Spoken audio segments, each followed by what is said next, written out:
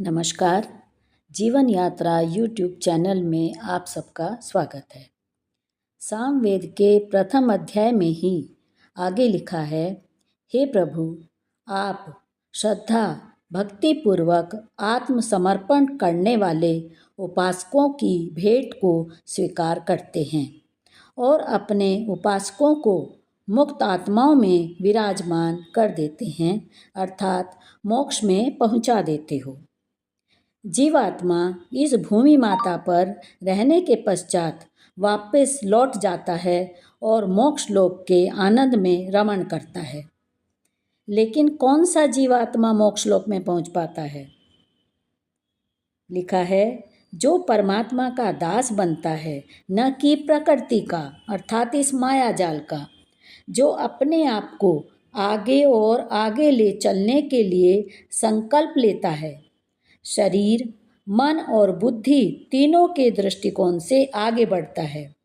ऐसा ना हो कि हम शरीर से तो कर्म कर रहे हैं लेकिन हमारा मन नहीं है, मन कहीं और लगा हुआ है।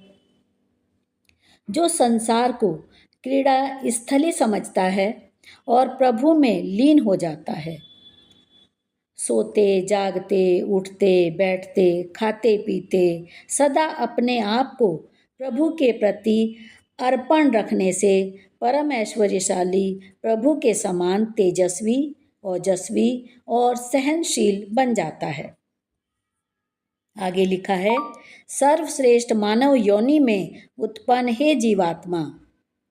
यहाँ पर मनुष्य योनि को सर्वश्रेष्ठ इसलिए कहा है क्योंकि इसी योनि में मनुष्य कर्म कर सकता है और मोक्ष को प्राप्त कर सकता है। बाकी सब योनियाँ तो भोग्य योनि हैं।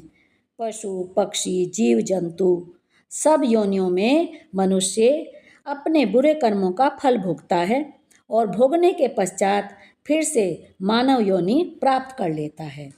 इसीलिए प्रभु कहते हैं, हे मानव, तू अपने मस्तिष्क को ज्ञान की ज्योतियों से, हाथों को दानशील और हृदय को पवित्र बनाकर अपना सर्वविध पालन और पोषण कर।